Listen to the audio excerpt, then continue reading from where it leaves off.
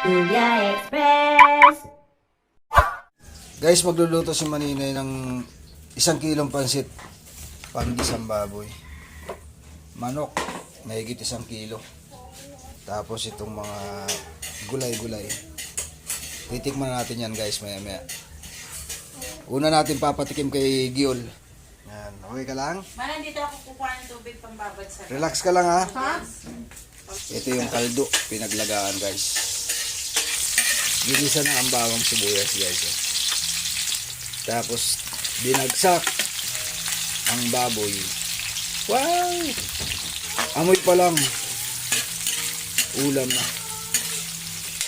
Ibabad lang natin saglit ang pansit para medyo lumambot. Guys, binagsak na yung manok oh. Kasama na dito ang adobo. Gigisa-gisay na to guys. Halatang hindi nagtipid sa halo, di ba guys? Wow! Guys, nilagay na yung mga gulay oh.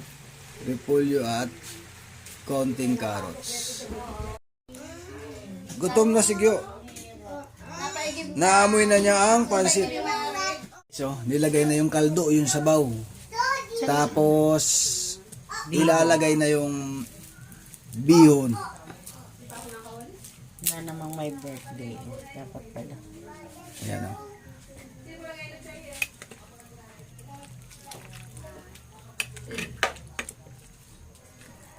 Maya-maya lang. Matitikman na natin to.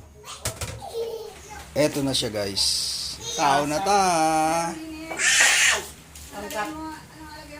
Magkakape ako mali. Hindi, meron na Eto na siya. Ang masarap na pansit ni Maninay. Ayan guys. Nilalantakan na ni Yung parang malabalay. Giol yung pansit. Parang lobot. Tapos ano? Masarap? Giol?